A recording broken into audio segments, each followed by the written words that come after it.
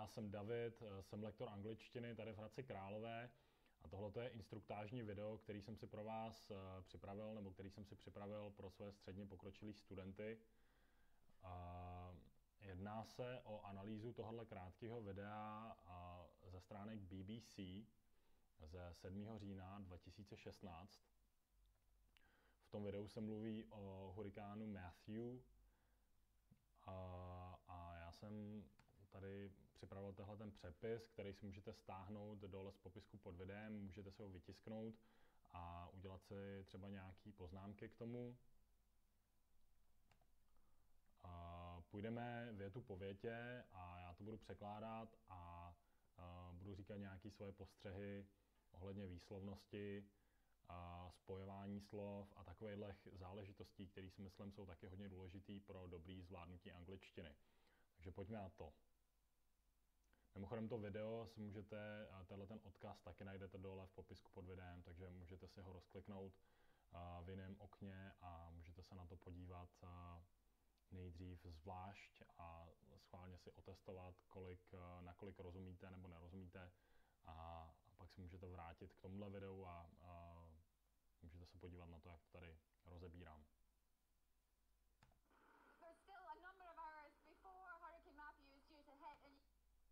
Tak, there is still a number of hours before Hurricane Matthew is due to hit. Jo? Je ještě pořád několik hodin předtím, než hurikán Matthew má udeřit. Jo, tady se používá fráze is due to hit, to je jako is expected, je očekáván, že udeří. Is due to hit. There's still a number of hours for Hurricane Matthew is due to hit. Ona říká hurricane, což je britská výslovnost. Ona, jak ještě uslyšíte později, je pravděpodobně ze Skotska. Má skotský přízvuk, ale asi se ho trošku snaží potlačit. To si pak ještě ukážeme na konkrétních případech. Takže there's still a number of hours.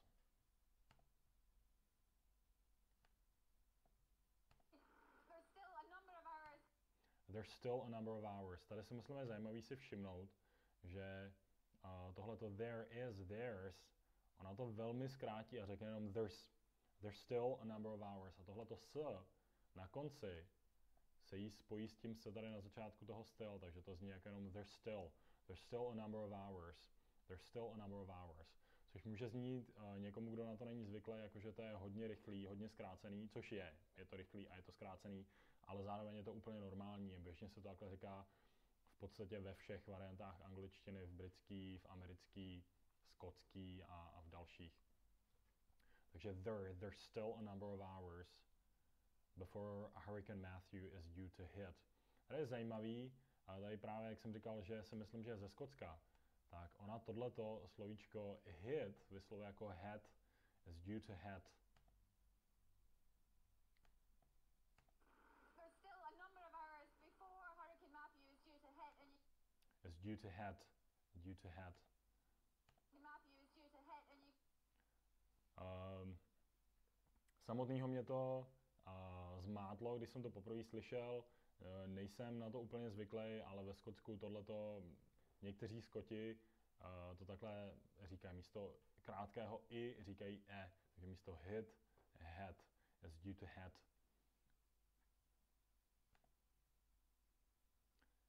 Tak, and you can see that the weather is already starting to worsen. A můžete vidět, nebo vidíte, že počasí už se začíná zhoršovat. Worsen, zhoršovat.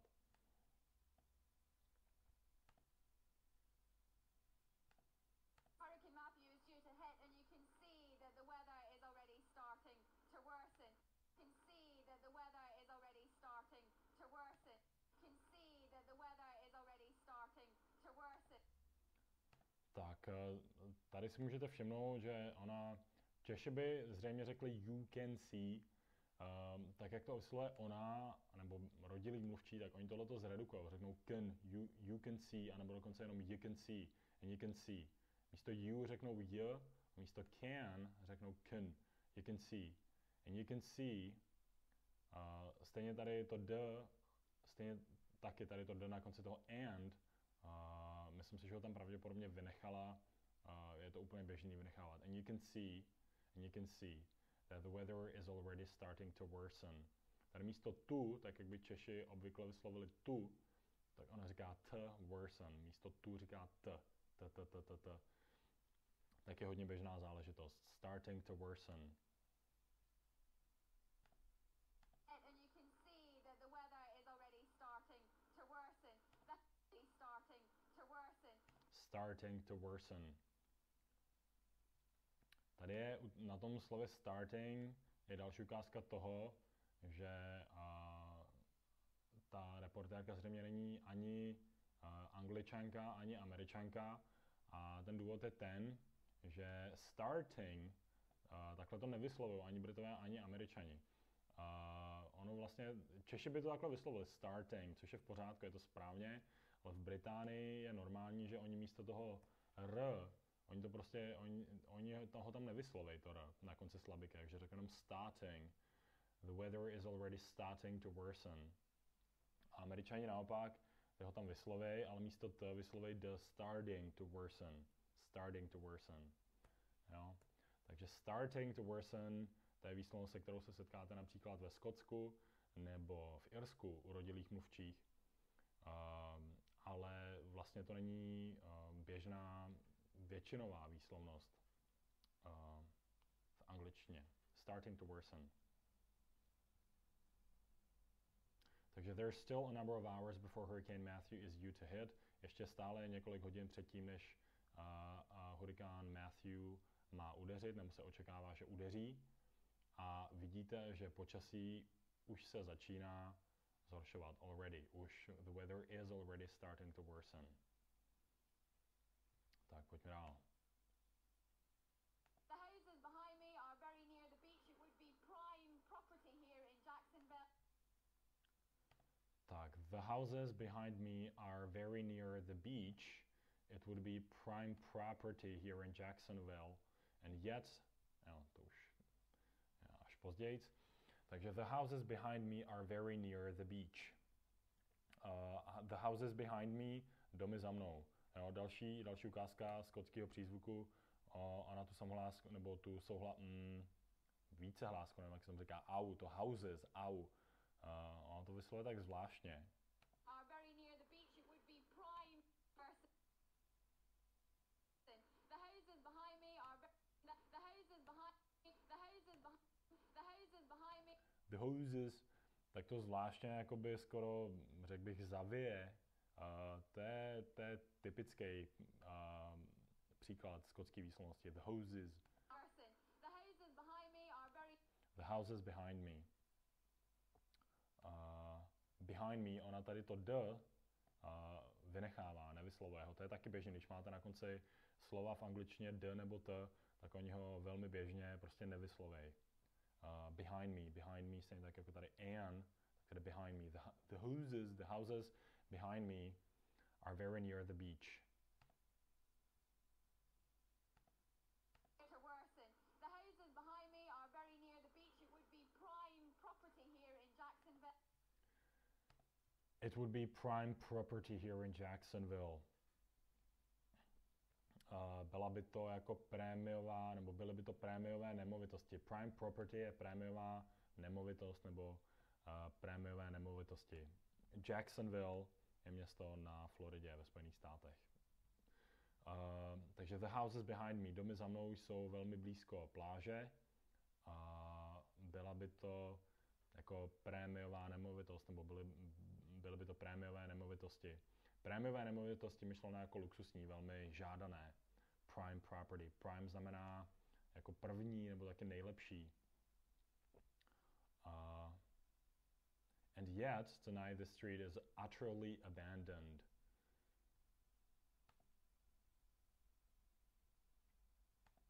And yet tonight this street is utterly abandoned. People here in Jacksonville. And yet tonight this street is utterly abandoned. Jacksonville. And yet tonight this street is utterly abandoned. And yet tonight this street is utterly abandoned. Now, Co znamená utterly abandoned? Utterly abandoned je jako úplně opuštěný. Abandon je opustit. Utterly znamená jako úplně, completely. Utterly, completely. Utterly. Zase, podobně jako bylo to slovíčko starting tady, tak utterly není ani britská, ani americká výslovnost. Britská výslovnost by bylo utterly. Oni by tam vypustili to na konci slabiky, utterly. Američani naopak oni by tam to nechali a místo t by vyslovili d. Oni to sice píšou s tím t, ale říkají utterly abandoned. Tonight this street is utterly abandoned. Utterly abandoned, utterly abandoned. Tady ještě jedna poznámka k tomu slovíčku tonight. Češi často vyslovují tonight. Správná výslovnost je tonight. Místo toho tu je tam zase jenom t a přízvuk je na tom night. Tonight. A ještě když mluvím o tom t v angličtině často je s přídechem t. A ten přídech může způsobit, že to vlastně zní trochu jako c, nebo dokonce jenom jako s. Takže tonight. Člověka to může zmást, když nemá k dispozici přepis, jenom se baví s lidmi naživo nebo koukáte na nějaký video, který nemá titulky, tak zvuk t může znít někde jako c nebo jako t. Tonight. Tonight the street is utterly abandoned. And yet, tonight. Yet znamená a přece. And yet. And yet tonight the street is utterly abandoned. Tyhle ty dvě t, tady oni jí zase splynou v jeden zvuk. And yet tonight the street is utterly abandoned. And yet tonight. And yet tonight.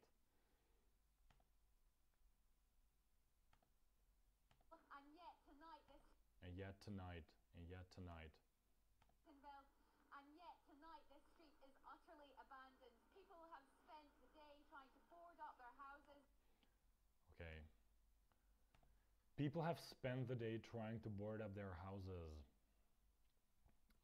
Lidé strávili den pokoušejíc se jako obložit prkny své domy. Board up, obložit prkny. Board je prkno. Board up něco jako oprknovat to vlastně. Oprknovat jejich domy. Board up their houses. People have spent the day trying to board up their houses. Abandoned. People have spent the day trying to board up their houses. Tonight this street is utterly abandoned. People have spent the day trying to board up their houses. Ona ještě říká people have spent the day. Utterly abandoned. People have spent the day. Tak to zní jako když je tam ještě jedna slabika navíc. People have spent the day. Ono by to teoreticky mohlo být people will have spent the day jako předbudoucí čas, ale spíš si myslím, že tady se jedná o příklad toho, když se někdo přeřekne a vlastně se mu jako zamotá jazyk a tudíž to zní jako, že tam je o slabiku navíc, ale ten význam je people have spent the day trying to board up their houses. Utterly abandoned. People have spent the day trying to board up their houses, board up their windows and doors to Board up their windows and doors. Board up their windows and doors. Tak, co se děje tady? Ona místo windows říká windows. Windows and doors, windows and doors. A celý to jako spojí dohromady. Windows and doors. Windows and doors. Tady tyhle ty dvě d splynou dohromady indoors. A windows and. To and se zkrátí jenom na n a spojí se to s tím windows, který tady to má taky zkráceně. Takže windows and doors. Board up their windows and doors. Zajímavá je taky výslovnost tohohle slova. Mnoho Čechů říká their. To není úplně správný. Správná výslovnost je there. Podobně jako se píše tohle slovíčko tam. There. Ale ona to tady ještě jakoby zredukuje a vlastně vyslovuje jenom their.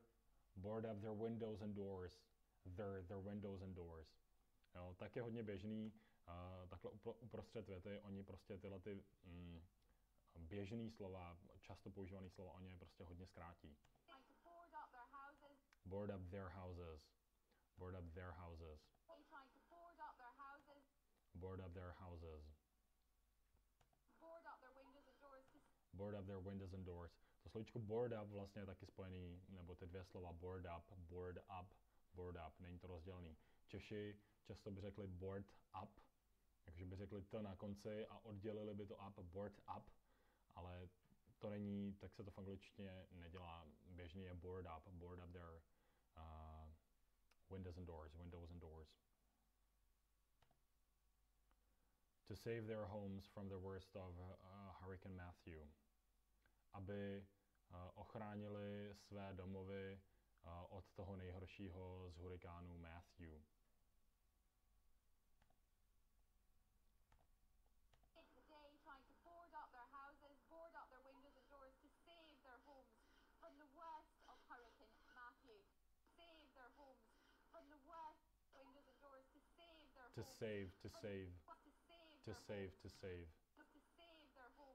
To save their homes, jo. Zase ta výslovnost od toho tu, není tu, ale to save their homes. A zase místo their homes říkám their homes, to save their homes.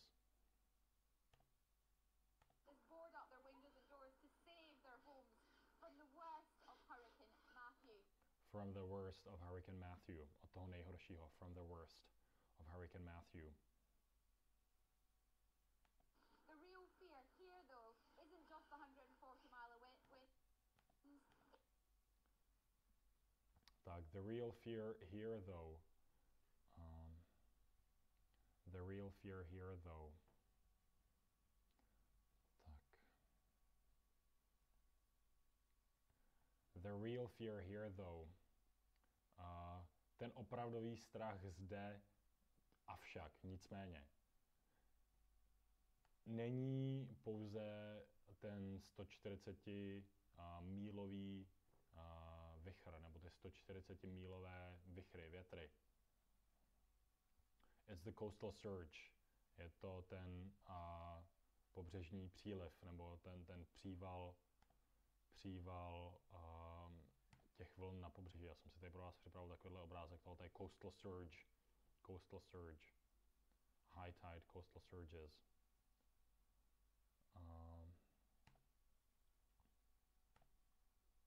Takže the real fear here, though znamená ačkoliv, avšak.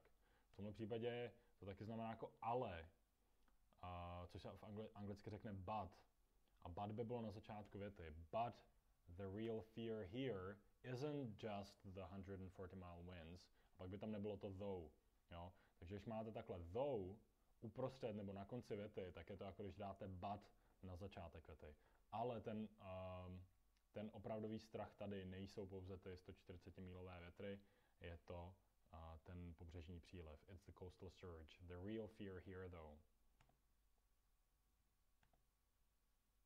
40-mile winds. It's here, though, Matthew. The real fear here, though, isn't Matthew. The real fear here, though, Matthew. The real fear here, though, isn't just 140-mile wind. Jo. The real fear here, though. Isn't just 140-mile wind. Isn't just the 140-mile winds. Teď tady je krásný příklad přeřeknutí, tak je dobrý být schopný to rozpoznat, když s někým mluvíte, to se prostě stane, člověk se přeřekne a je normální umět tomu porozumět a vyznat se v tom, že vlastně se jedná o přeřeknutí, že to není nějaký zvláštní slovo.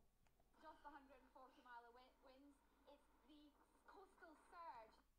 It's the coastal surge. Ona tady říká the coastal surge. To je vlastně plná výslovnost toho slova. Normálně by klidně mohla říct it's the coastal surge.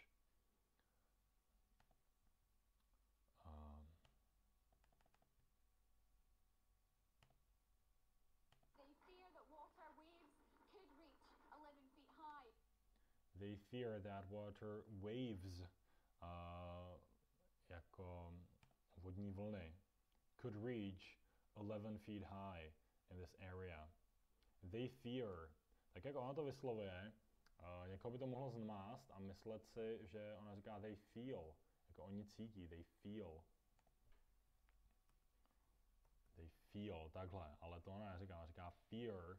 A tady je právě ten příklad, jak jsem z kraje videa mluvil o tom, že ona se svůj skotský přízvuk možná trošku snaží potlačit a nahradit ho takovým víc jako BBC přízvukem. A ten projev toho tady je v tom, že ona vlastně trošku si ztrácí to R na konci toho slova, což ve skotské angličtině by určitě nenastalo. Skoti R vyslovujou ve všech pozicích ve slově, na rozdíl od Britů, takže by ho tam určitě řekli fear. Ještě tohle nebylo úplně asi skotský R, já ho neumím napodobit, ale každopádně by ho tam řekli. Ono ho to moc nemá.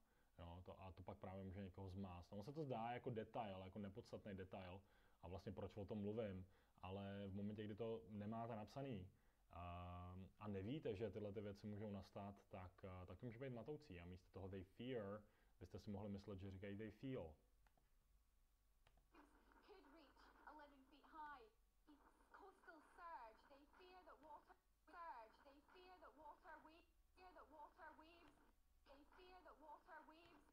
They fear that water waves could reach. They fear that water waves could reach.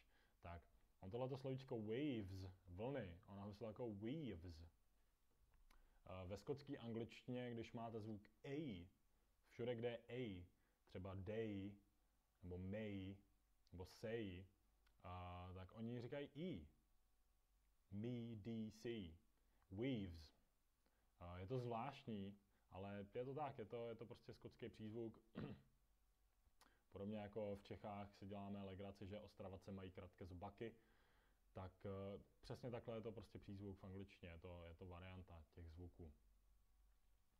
Takže they fear that water waves could reach. Další věc, kterou ona tady dělá, a ta jako platí obecně v angličtině, že se to dělá, ona místo that říká jenom that.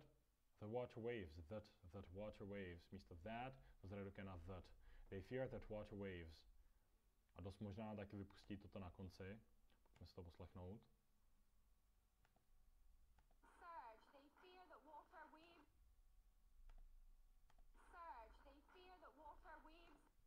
They fear that water waves. Trochu tam toto je. They fear that water waves. Ale kdyby ho jako vynechala, tak by to klidně mohlo znít v podstatě jako they fear the water waves. The water waves. Což není ten význam tady. Ten význam je that water waves. Ten člen určitý tam nemá opodstatnění. They fear that water waves. Ale mohlo by to tak znít, jako člen určitý. The water waves. They fear the water waves. Když mluví rychle, tak to slovíčko that, že, může často znít jako the, jako člen určitý. Což je další věc, která je určitě dobrá vědět. Pomůže vám to v porozumění bez titulků a v přímé komunikaci a živý interakci. They fear that water waves could reach, by mohli dosáhnout, could reach 11 feet high. Místo 11 říká 11. 11, také skotská výslovnost. 11 feet high in this area. Could reach 11 feet high in this area. Area, je skotský přízvuk. Area, normální americká výslovnost, britská vlastně taky area. Feet high in this area. Area. President Obama has declared a state of emergency that President Obama declared a state of emergency high in this area. President Obama has declared a state of emergency that Tak, President Obama has declared a state of emergency. Prezident Obama vyhlásil stav nouze, state of emergency. Tady si všimněte, jak of se vlastně nevyslovuje jako off. Off je se dvěma f, off. Jo? Když máte of s jedním f, tak se tam nevyslovuje f, ale vyslovuje se tam v. Of emergency. Ovi, a to slovíčko se spojí s tím následujícím slovem. Je to předložka, předkládá nějaký slovo a vlastně se s ním spojí dohromady v té výslovnosti of emergency. A state of emergency.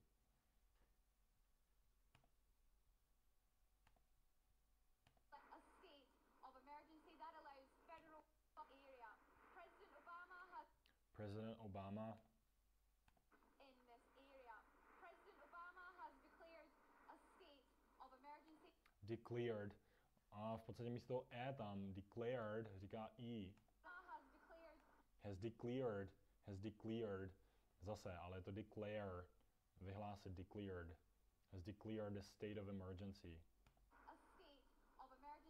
A state, slyšíte, jak zase místo A říká I? A state.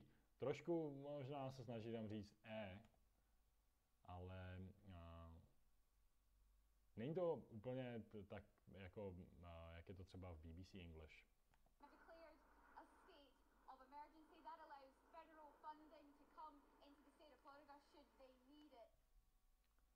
Tak, that allows federal funding.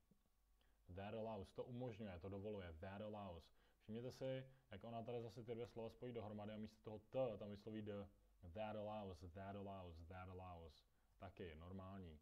That allows federal funding. Ono by to s tím T klidně šlo, that allows. Ale mnoho lidí to prostě takhle spojí dohromady a vlastně tam vysloví to D. That allows federal funding to come into the state of Florida. To umožňuje federální fondy, federální zdroje, federální finance, aby přišly to come do státu Florida.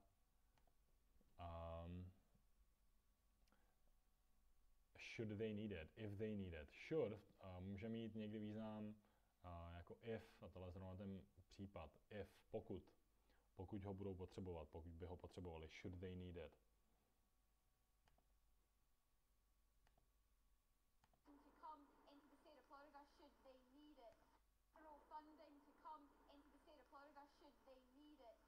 Should they need it, pokud by ho potřebovali.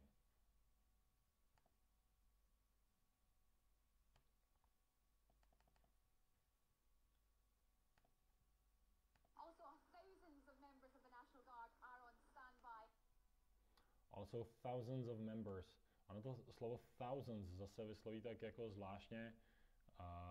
Stejně tam, jako to bylo houses, tak jako zvláštně zaspívá, tak tady to dělá taky. Thousands. Schodská výslovnost. Thousands.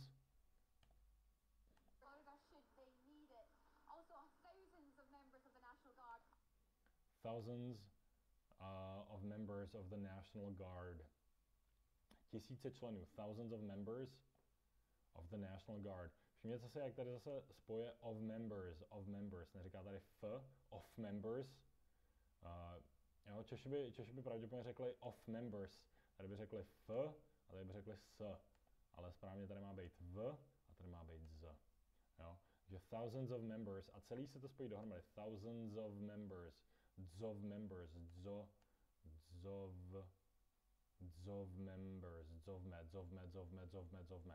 Thousands of members. Thousands of members.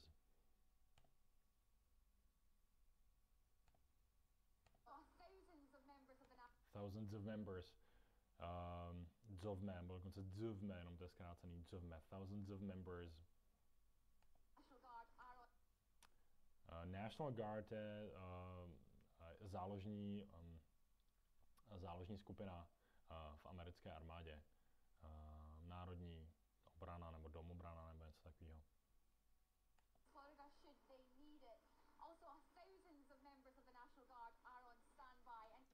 Are on standby. Standby, to znáte třeba ze své televize, standby je jako v pohotovosti, on standby. Are on standby. Thousands of members of the National Guard are on standby. Thousands of members of the National Guard are on standby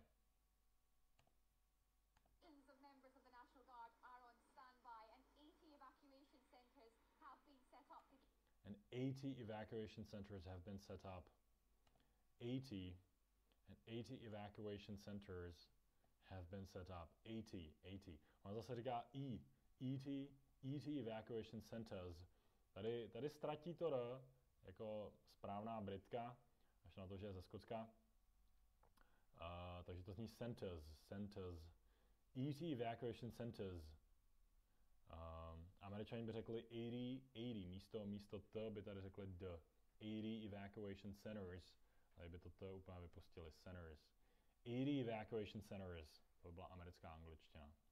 Takže 80 evacuation centers have been set up. A 80 evakuačních středisek bylo zřízeno. set up, zřízeno, založeno.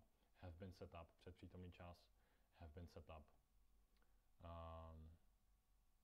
To give people somewhere safe to go, aby dali lidem nějaké bezpečné místo, kam mohou jít.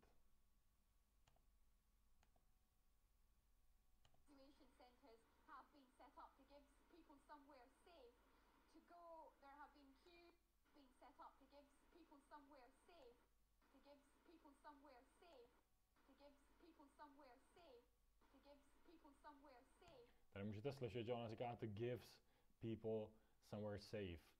A to se tam zcela evidentně je slyšet. A stejně tak evidentně, jak je tam slyšet, tak je to evidentně, nedává to smysl, není tam důvod, aby tam to s bylo, je to prostě přeřek. A zase tady je důležitý jako umět rozeznat, že to je přeřek a že tam vlastně to se nepatří, aby vás to nezmátlo v tom významu. Takže to give people somewhere safe to go. K tomu je prostě potřeba zkušenost, řekněme, dlouhodobý vystavování se angličtině, aby člověk získal tu schopnost tohleto rozeznat a rozumět tomu.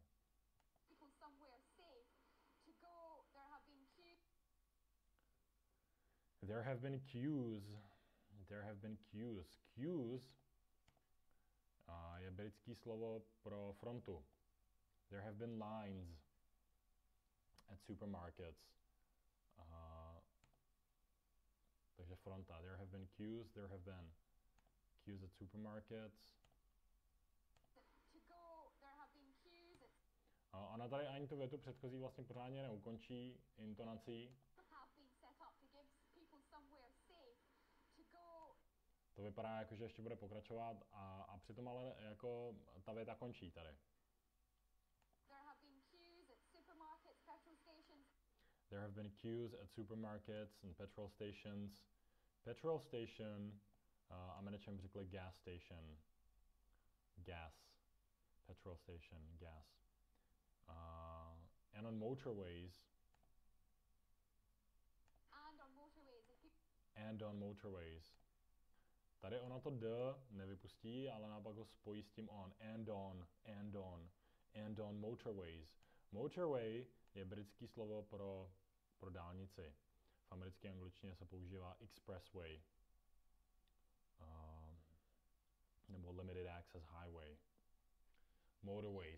Motorways. Ano, tady to slovíčko motor zase vyslovuje jako skotka. Motorways. Myslel tam to r, teda pravděpodobně. Já si to ještě poslechnu.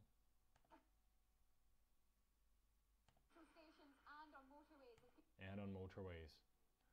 Zase, není to ani britská, ani americká výslovnost. Britové by se toho rozbavili a řekli by motorways, motorways. Američani by ho tam nechali, ale místo t by dali the motorways.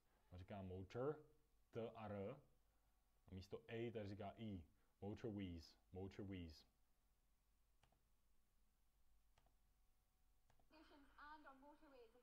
Ne, neříká, je tam a, motorways.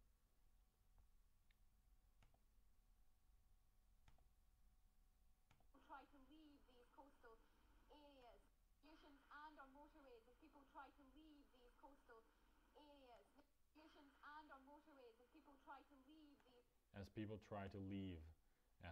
try to leave these coastal areas. Areas zase jasně skotská výslovnost areas.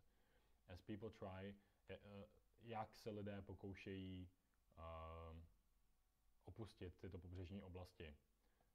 Jak myšleno ve smyslu zatímco. As people try to leave. Zatímco se lidé pokoušejí opustit, leave, these coastal areas. Queues at supermarkets, petrol stations. To je dobrý si ještě poslechnout, jak vyslovuje to slůvko at.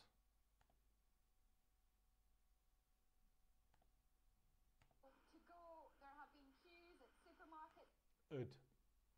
Místo at, plná výslovnost je zkrácená výslovnost it. At supermarkets. Queues at supermarkets. Queues at. a spojit to s tím QZ přes, nikoliv přes QS, ale QZ supermarkets. Markets, petrol stations, and on motorways as people try to leave these As people try to leave these coastal areas.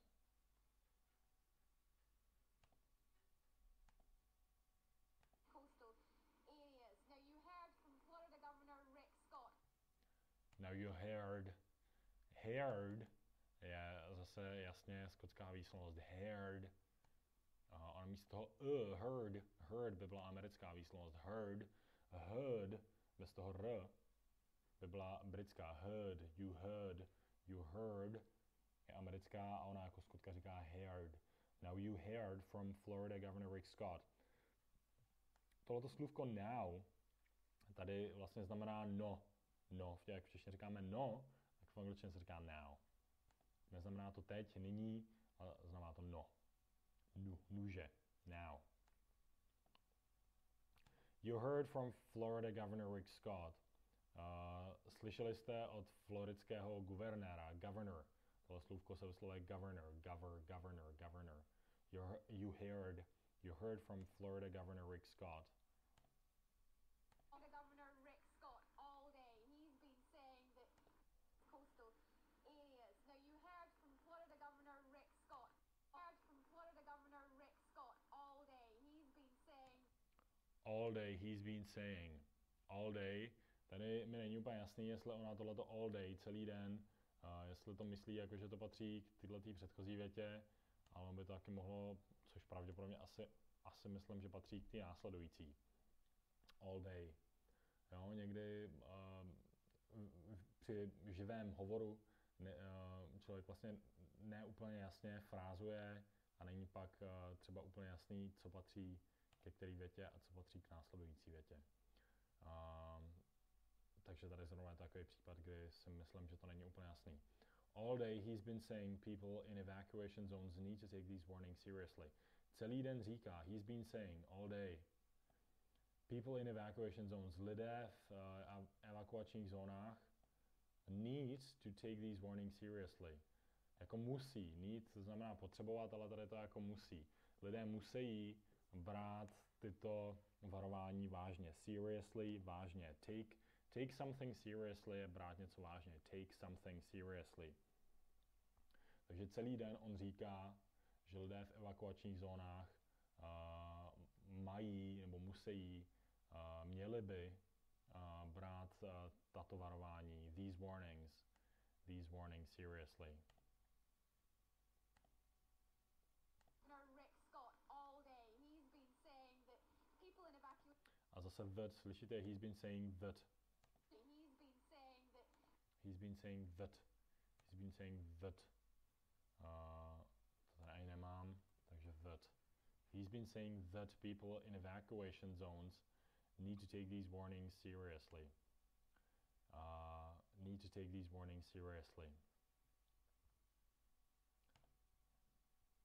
People in evacuation zones need to take these warnings seriously. They need to leave now while they still can.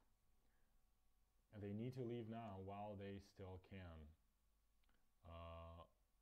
Je potřeba, aby odjeli teď, dokud stále ještě mohou.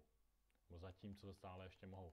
Všichni říkáme dokud mohou, v angličtině říkají zatímco stále mohou. While, zatímco, they still can, stále ještě mohou. While they still can.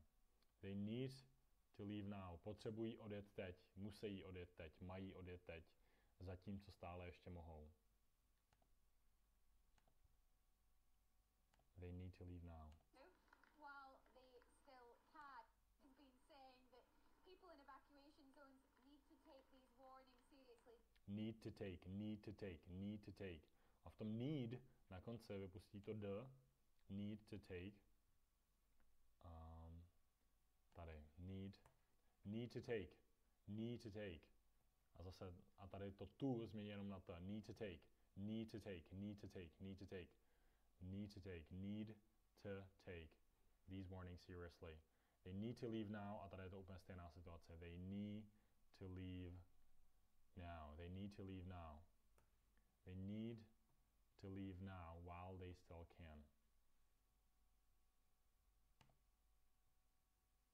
They need to leave now while they still can. Can, ona v podstatě říká can, taky skoro dlouhý a can, skotská výslovnost can místo can. Zatímco stále ještě mohou. This is a state that is very well drilled. This is a state, this is a state, this is a, this is a, this is a. Výslovnost tohle je this is a. This is a state that is very well drilled, který je velmi dobře vydrilovaný, vycvičený. In hurricane protocol, but this is a state that is very well drilled in hurricane protocol. This is a state that is very well drilled in hurricane protocol.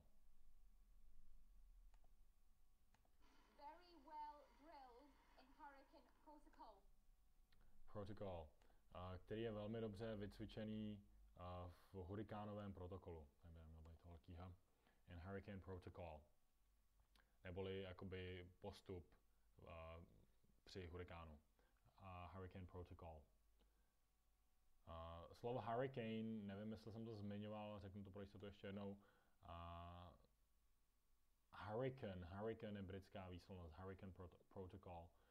Hurricane je americká, já jsem to možná teďka míchal dohromady. Hurricane je americká a hurricane britská výslovnost.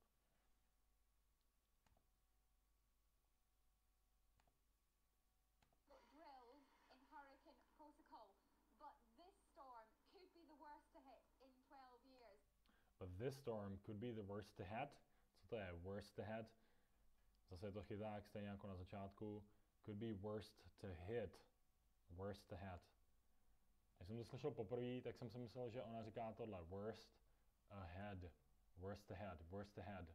Ale to vlastně nedává smysl. Když jsem o tom přemýšlel, a pak mě došlo, že je to tohleto. Místo head, ona má vlastně na mysli hit s tím i. Worst to hit in 12 years. Ale tato bouře, this storm, could be the worst to hit, by mohla být ta nejhorší, co udeří ve 12 letech, nebo jako v posledních 12 letech. This storm could be the worst to hit in 12 years. Storm could be the worst to hit. Could be. Protocol, but this storm could be the worst. Could be. Could be. Zase, to D tam je vypuštěný, U je zkrácený, v jejím případě na U, což je takový nějaký skotský jako zvuk. Could be by bylo normální jako zkrácení a v britský a v americké angličtině k. Místo could, mě řeknou pouze jenom k. This storm could be.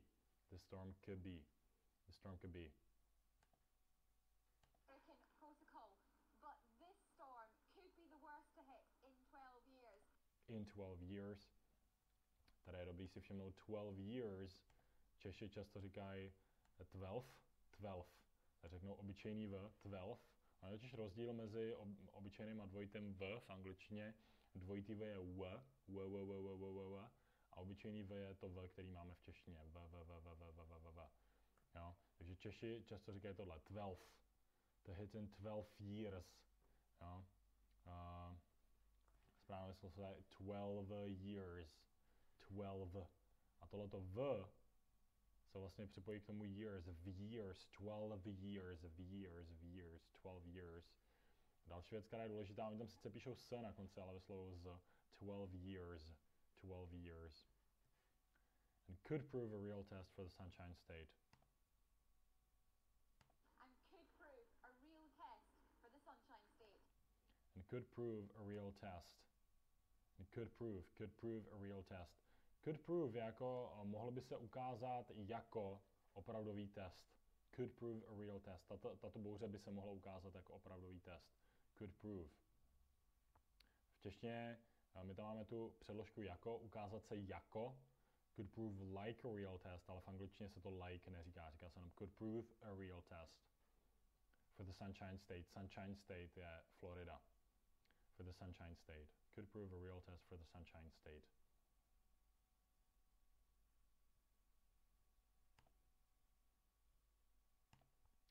Tak jo, to je ode mě pro tuto chvíli vše. Děkuji vám za sledování, pokud se vám to líbilo, tak tohle video lajkujte, napište mi nějaký komentáře, co si o tom myslíte, jestli vám to pomohlo, nebo jestli jsou třeba ještě nějaké nejasnosti.